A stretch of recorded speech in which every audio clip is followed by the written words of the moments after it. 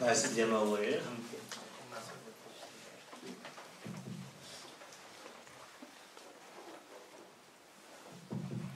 말씀 제목을 함께 보겠습니다.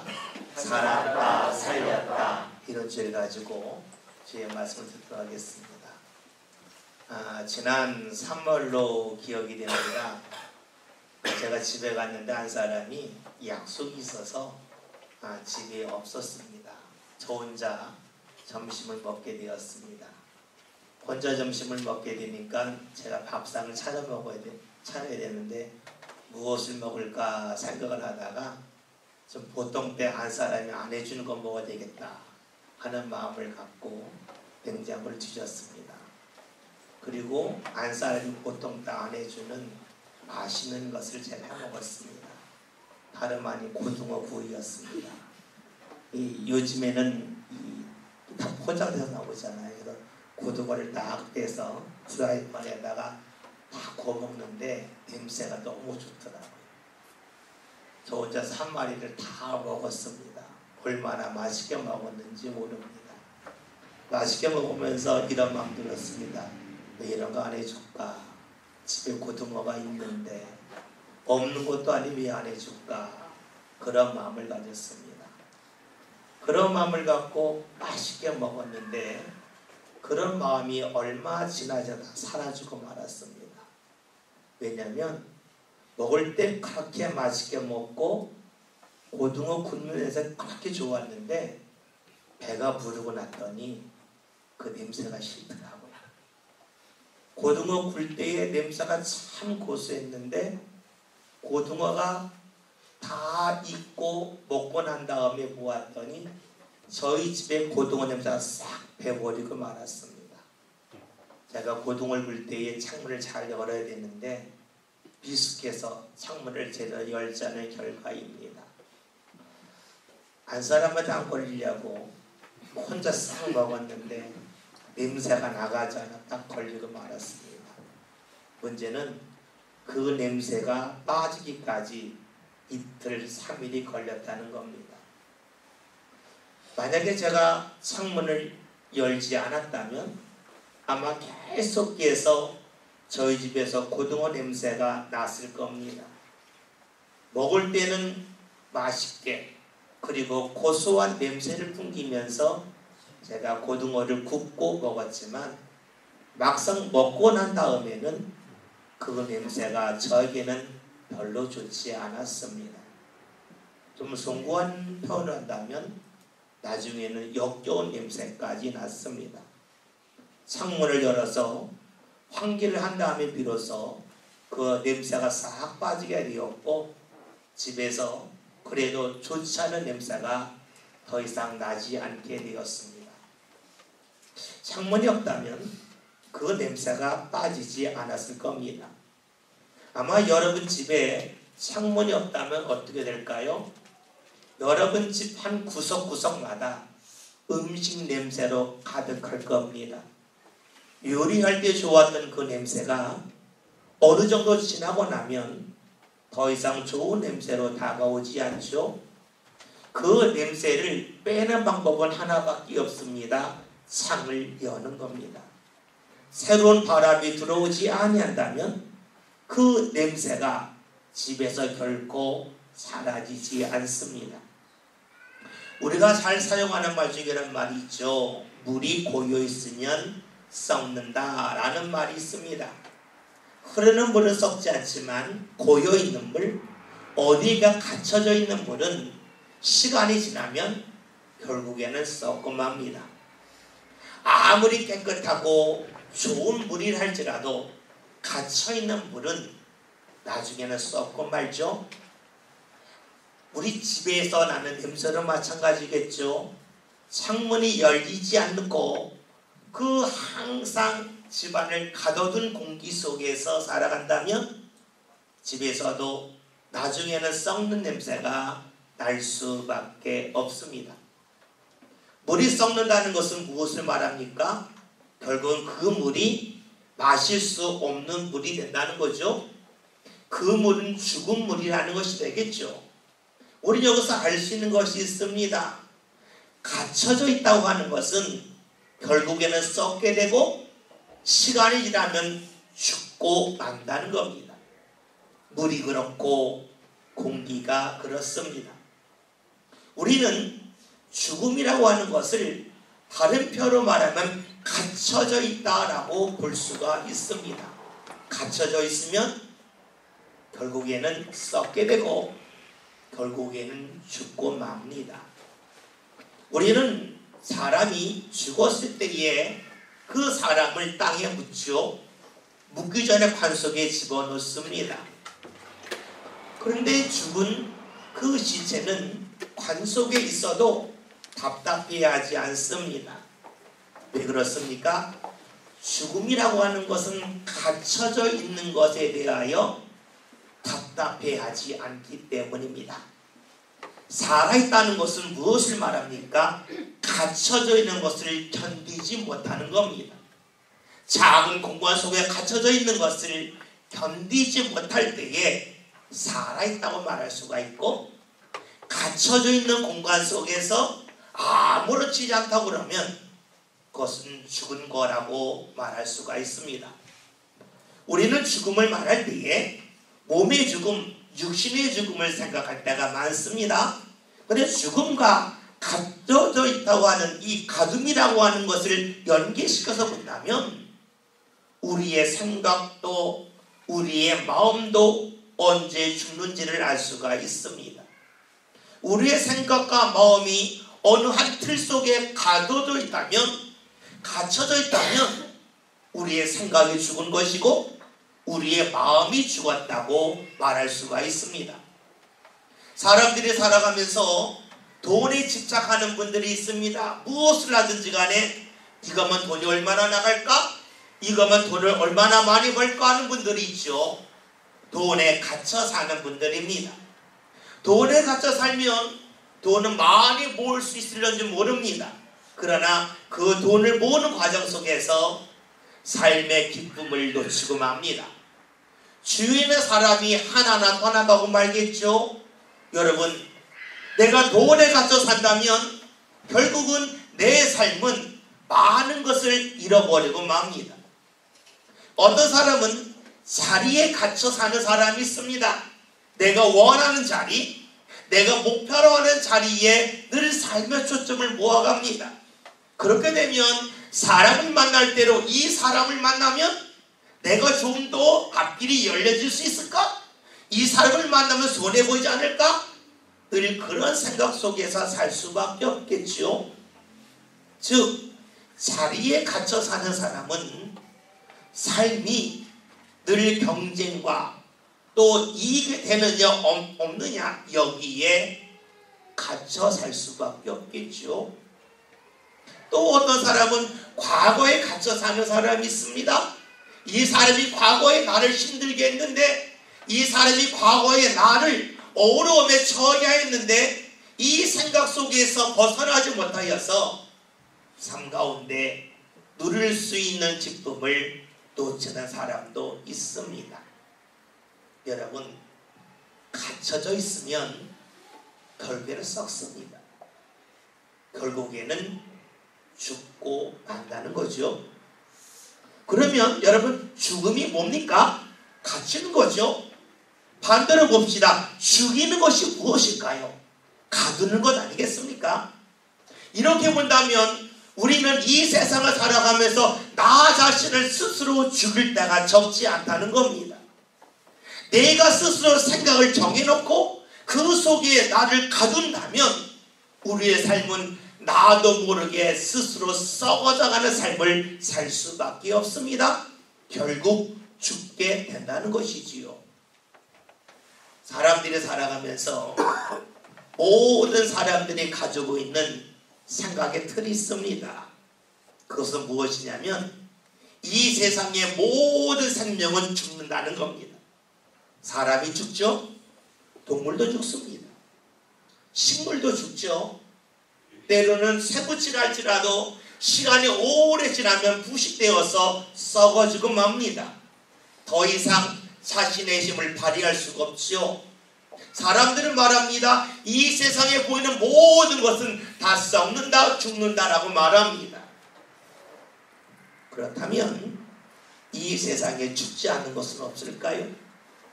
모든 것이 다 죽는다는 그 생각과 그 마음의 틀 속에서 우리가 살아가고 있는데 정말로 모든 것이 다 죽고 썩어질까요? 우리가 잘 아는 것처럼 하나님은 결코 죽는 분이 아닙니다. 하나님은 썩어지는 분이 아닙니다. 하나님은 영원하신 분입니다. 이런 얘기할 때 사람들은 질문하죠. 내가 하나님을 보았다면 그 말을 내가 받아들이겠지만 하나님을 보지 못했는데 어떻게 하나님이 영원하신지 죽지 않는지 썩지 않는지 어떻게 할 수 있겠느냐라고 질문할 겁니다. 그런데 이런 질문 속에는 사람의 오만함이 묻어나 있습니다. 왜냐하면 사람은 너무나 밝은 것을 보지 못하지요. 너무나 어두워도 보지 못합니다. 사람이 볼 수 있는 빛의 그 양은 매우 제한적이죠. 너무 밝아도 너무 어두워도 보지 못해요. 크기도 마찬가지죠. 너무나 작은 것은 사람들이 보지 못해요. 또한 너무나 큰 것도 우리가 제대로 파악할 수가 없습니다. 사람에게는 그런 한계가 있죠. 이런 한계 속에 살아가면서 내가 하나님을 보아야 하나님을 믿겠다고 하는 그 말은 사람의 오만함을 드러낼 뿐입니다. 하나님이 죽지 아니하신다, 사람의 생각을 벗어나 있다 하는 것을 사람들이 깨닫게 하기 위해서 하나님이 하신 일이 있죠. 그것이 바로 무엇입니까? 하나님의 일을 보이시는 겁니다. 하나님의 일을 보이심을 통해서 하나님을 드러내십니다. 하나님의 일을 누가 할 수 있을까요? 그 어떤 사람도 하나님의 일을 제대로 할 수가 없겠죠. 그러기 하나님께서 하나님의 일을 보이시기 위하여 하나님 본인이 사람의 몸을 입고 이 세상에 오셨습니다. 그분이 바로 예수님이시죠. 하나님의 일을 보이시기 위해서 오셨습니다. 그 예수님께서 무엇을 하셨습니까? 바로 하나님의 일을 하시죠. 하나님의 일은 무엇을 말하냐면 사람이 생각할 수 없는 그 일을 하나님이 하심을 통해서 하나님이 살아계심을 보여주셨습니다. 여러분, 예수님이 어떤 일을 통해서 하나님이 우리의 생각을 벗어나서 역사하는 분임을 알려주셨을까요? 오늘 성경이 이를 알려주고 있습니다. 말씀을 보겠습니다. 20절의 말씀 함께 봅니다. 그러나 이제 그리스도께서 죽은 자 가운데서 다시 살아나사 잠자는 자들의 첫 열매가 되셨더라. 아멘. 오늘 말씀을 보았더니 예수님, 그리스도이신 예수님께서 오늘 말씀처럼 죽은 자 가운데서 다시 살아나셨다라고 말씀하고 있습니다. 여러분, 사람들은 죽으면 끝이라고 생각합니다. 죽음 후에는 아무것도 없다고 생각하죠. 왜냐하면 사람들 중에서 죽었다가 다시 살아난 사람이 없기 때문입니다. 그러니 사람들은 자신의 눈을 볼 때에 죽으면 끝이다 라고 생각을 합니다. 그런데 하나님께서는 예수님을 통하여 무엇을 하셨습니까? 너희가 보는 것이 다가 아니라고 하는 것을 예수님이 죽었다가 살아나심을 통하여 우리에게 보여주셨다는 겁니다. 즉 우리의 생각의 틀 속에서 더 이상 살지 않고 그 생각의 틀을 넘어서 살 수 있도록 보여주신 일이 바로 무엇입니까? 예수님이 죽었다가 다시 살아나신 일입니다. 사람들은 내가 보는 것을 통해서 평가하려고 합니다. 내가 경험한 것을 가지고 무언가 판단을 내립니다. 내가 만난 사람들의 이야기 속에서 무언가 진리의 길을 찾아가려고 그러지요. 그런데 사람들이 경험하는 모든이 무엇입니까? 그것은 죽음이라고 하는 그 틀 속에서 벗어나지 못하고 있습니다. 다 죽는다는 것이지요. 그런데 하나님께서는 예수님이 죽었다가 다시 살아나심을 통해서 사람들의 이러한 생각의 틀을 깨뜨리시고 그 틀에서 벗어날 수 있도록 우리를 이끌어 주셨다는 사실입니다. 여러분 생각해 보십시오. 물이 어느 한 틀 속에 고여 있으면 물은 썩습니다. 물은 나중에 죽은 물이 되죠. 우리의 생각의 틀이 있습니다. 우리의 삶은 이 세상을 살다 떠나면 끝이라고 하는 그 틀이 있습니다. 죽으면 모든 것이 다 끝났다고 하는 생각의 가둠이 있습니다. 이 가둠 속에서 우리가 살아갈 때에 우리의 삶은 어떤 삶이 되겠습니까? 갇혀져 있는 물이 생명의 물이었지만 나중에는 썩은 물이 되고 죽은 물이 되는 것처럼 우리의 생각의 틀 속에 살아갈 때에 우리의 삶은 하루하루 살아가지만 그 삶은 썩는 삶이요 죽음을 향하여 치닫는 삶이 되지 않겠습니까? 예수님의 부활은 우리로 하여금 우리의 생각의 틀을 넘어서게 하십니다.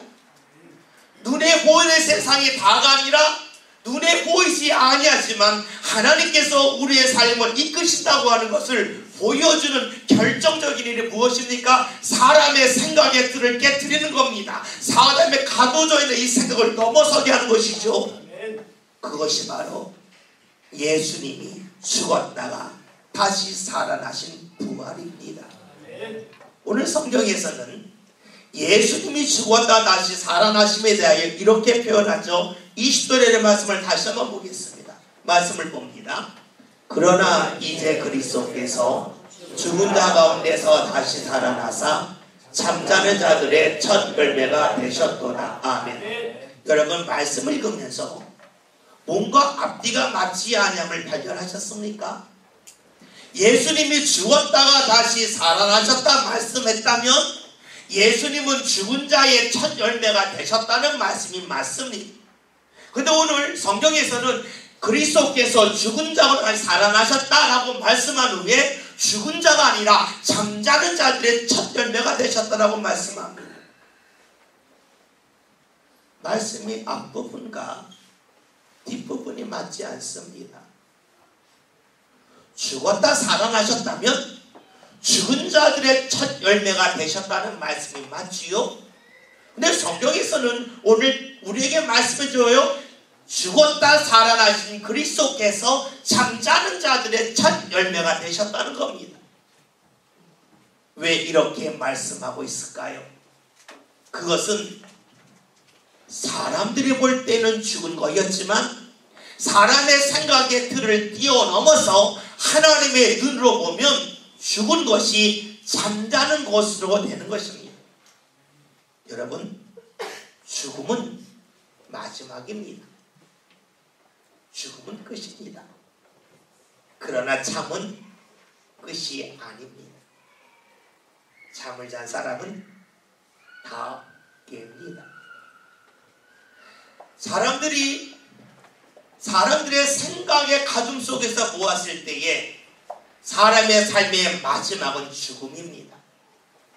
그러나 이 가둠에서 벗어났을 때에 우리의 삶의 창을 열고 하나님의 바람이 우리 삶 가운데 들어왔을 때의 죽음은 상입니다. 끝이 아니라는 겁니다. 다시 깨어나는 그런 일이 우리 삶 가운데 나타난다는 것입니다. 여러분 생각해 보십시오. 우리의 삶이 죽음이 마지막이라고 하는 그 말을 하는 이유는 우리의 눈으로 그것을 보기 때문이죠. 모든 생물이 다 죽는 것을 봅니다. 아, 죽음이 끝이구나 라고 생각을 합니다. 그런데 하나님께서는 우리의 이 생각의 가둠에서 벗어나게 하셔서 우리로 하여금 이 삶의 마지막이 죽음이 아니라 잠이라고 말씀하십니다. 다시 말하면 우리의 눈으로 보는 것이 전체가 아니라고 하는 것을 예수님의 부활하심을 통하여 우리에게 보여주고 계십니다. 그렇다면 우리는 여기서 알 수 있는 것이 있어요.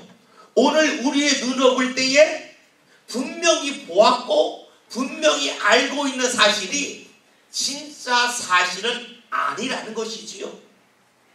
내 삶 가운데 보이는 분명한 일이 있습니다. 괴로움이 있습니다. 아픔이 있습니다. 그런데 이것이 정말로 아픔과 괴로움만은 아니라는 겁니다. 예수님의 부활이 없다면 우리는 하나님의 일을 알지 못합니다. 우리의 생각 속에 갇혀 삽니다.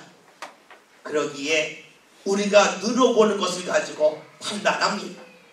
우리가 눈으로 보는 것을 가지고 무언가 결정합니다. 그리고 그것이 옳다고 말하지요. 그러나 우리의 생각의 틀을 넘어설 때에 우리는 아는 것이 있습니다. 보이는 것이 다가 아니라는 겁니다. 이를 주님께서 오늘 말씀을 통하여 알려주고 계시죠. 예수님 그리스도께서 죽었다 살아나셨는데 그분은 잠자는 자들의 첫 열매가 되셨다는 겁니다. 여러분, 첫 열매가 되었다는 것은 무엇을 말할까요? 예수님의 부활하심을 통해서 우리 눈에 보이는 것이 다가 아니라고 하는 것을, 우리 생각의 가둠 속에서 살지 말할 것을 예수님의 부활을 통하여 보여주셨는데 그것이 한 번으로 끝나는 것이 아니라는 겁니다. 즉 그것을 믿고 살아갈 때에 우리 삶 가운데 내가 생각하지 못했던 일들을 주님께서 행하시고 이끄시는 것을 볼 수 있음을 말씀해 주고 있습니다. 예수님의 부활이 첫 열매입니다. 이것을 믿고 나갈 때에 우리 삶 가운데 두 번째 열매, 세 번째 열매는 계속 맺혀짐을 말씀해 주고 있지요. 여러분, 그렇다면 사람들이 왜 자신의 생각의 틀 속에서 벗어나지 못하고 계속 거기에 갇혀져 살았을까요? 오늘 성경은 그 이유를 이렇게 설명해 줍니다. 21절 22절 함께 보겠습니다. 말씀 봅니다. 사망이 한 사람으로 말미암았으니 죽은 자의 부활도 한 사람으로 말미암는 거다. 아담 안에서 모든 사람이 죽은 것 같이 그리스도 안에서 모든 사람이 삶을 얻으리라. 아멘. 여러분, 말씀을 보면 한 사람으로 말미암아 사망이 왔는데 그 한 사람을 아담이라고 표현합니다. 이 아담이라고 하는 것은 창세기 3장에 나와 있는 선악을 알게 하는 나무의 열매를 먹은 아담을 말하지요. 그러나 이 아담이란 말의 원래 뜻은 사람이란 뜻입니다. 그러니까 선악을 알게 하는 나무의 열매를 먹은 것은 한 사람 아담만이 아니라 모든 사람이라고 말할 수가 있겠죠. 그런데 이 아담이 한 일이 무엇입니까? 그는 자신의 눈에 보이는 열매, 이것을 먹으면 자신의 눈이 밝아질 거라고 하는 뱀의 유혹에 빠졌습니다. 다시 말하면 아담이 한 일은 눈에 보이는 것을 붙잡고 눈에 보이는 것을 얻으면 자신의 삶이 바뀌어질 거라고 여겼다는 것이지요. 사람이 왜 죄를 범할까요? 사람이 왜 자신의 생각의 틀 속에서 벗어나지 못할까요? 그것은 내가 욕망하고 바라는 것을 붙잡으면 내 삶이 좋아질 거라고 기대하고 믿기 때문 아니겠습니까? 에덴 동산에서 아담은 선악을 알게 하는 나무의 열매를 먹으면 자신이 달라질 줄 알았습니다. 자신이 변화될 줄 알았지요.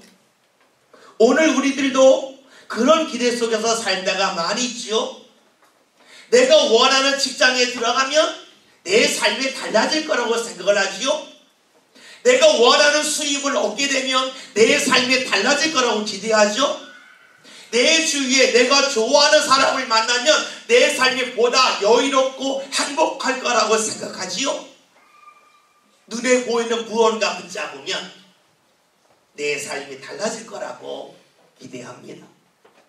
마치 아담이 선악을 알게 하는 나무의 열매를 먹으면 내가 달라질 거라고 기대했던 것처럼 오늘 우리들도 눈에 보이는 무언가 붙잡으면 내 삶이 달라질 거라고 생각을 합니다. 그런데 과연 그렇습니까? 아담이 선악을 알게 하는 나무의 열매를 먹었을 때 과연 그의 삶이 얼마나 달라졌습니까? 제가 고등어를 먹을 때에 그토록 맛있게 먹었는데 먹은 후에는 후회가 너무 컸습니다. 이것을 먹을 때는 좋았습니다.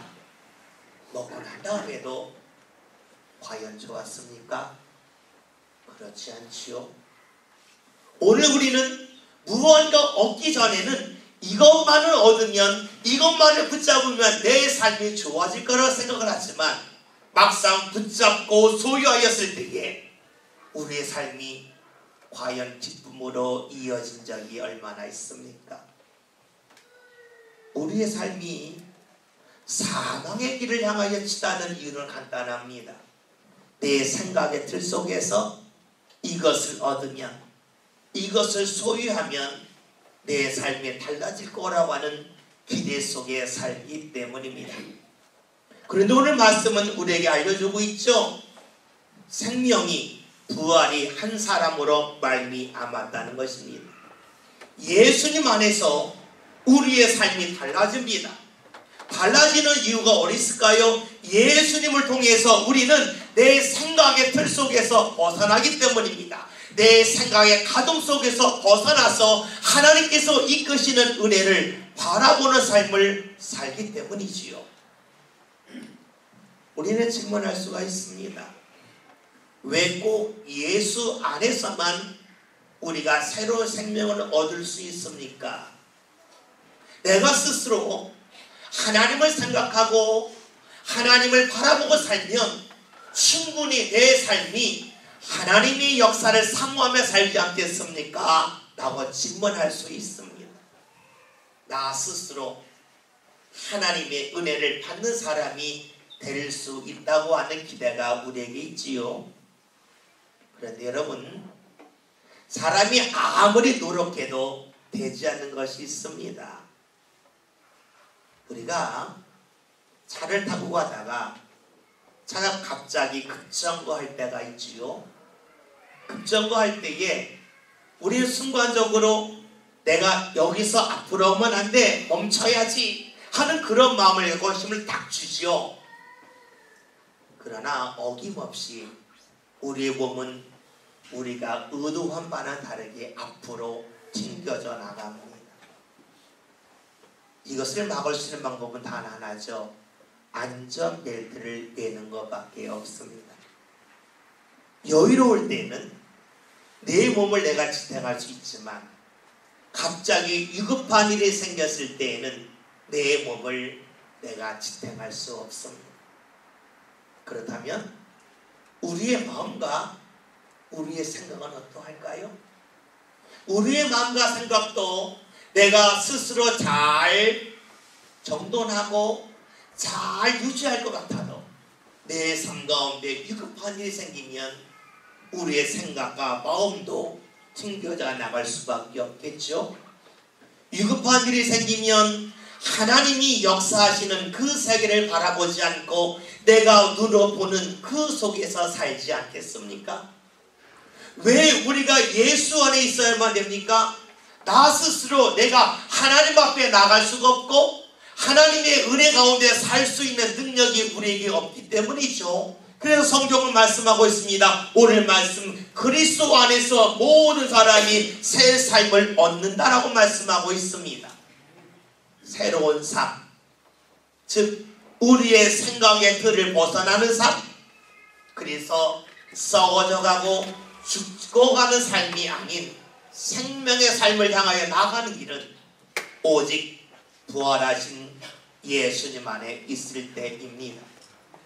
그 부활하신 예수님 안에 있을 때에 우리의 삶에 어떤 일이 나타날까요? 오늘 말씀 23절을 함께 봅니다. 다 같이 봅니다. 그러나 각각 자기 차례대로 되리니 먼저는 첫 열매인 그리스도요, 다음에는 그가 강림하실 때에 그리스도에게 속한 자요. 아멘.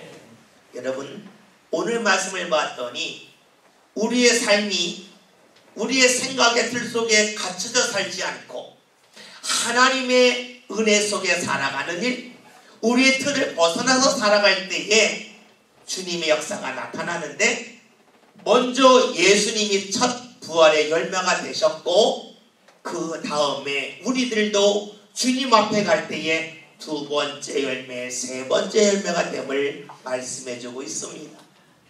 다시 말하면 주님의 부활하심을 통해서 예수님이 이 세상의 틀 속에서 살지 않고 벗어나셔서 죽음을 넘어서셨고 눈에 보이는 세상만이 아니라 눈에 보이지 않는 하나님 앞에 가셨듯이 오늘 우리들도 부활하신 예수님 안에 살 때에 눈에 보는 세상 여기 안에서 살다 끝나는 것이 아니라 여기를 벗어나서 두 번째, 세 번째 부활의 열매가 되어 하나님 앞에 감을 우리에게 말씀해주고 있습니다.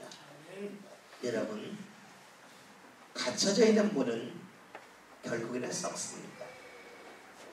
고여 있는 물은 죽은 물입니다. 우리의 삶도 우리의 생각의 틀 속에서 살아간다면, 생각에 갇혀 산다면 우리의 삶도 썩어져가는 삶을 향하여 발걸음을 옮기는 것입니다. 그리고 죽음의 길을 향하여 시달릴 뿐입니다. 가둠에서 벗어날 때 믿어서 우리는 썩어져가는 인생, 죽어져가는 인생에서 벗어날 수가 있지요. 여러분, 눈에 보이는 것을 가지고 판단하고 평가하며 살았던 우리의 삶의 눈이 예수님의 부활을 통해서 하나님의 역사가 있음을 꼭 기억하며 사는 저와 여러분이 되었으면 좋겠습니다. 창문을 닫아놓으면 냄새가 빠지지 않고 환기가 되지 않아서 집에 악취가 나듯이 우리의 생각과 마음을 닫아놓으면 우리의 삶은 썩어 냄새나는 삶이 될 겁니다. 예수님의 부활을 통하여 잊지 맙시다. 하나님의 역사가 있음을 기억하며 우리의 삶의 창문을 엽시다.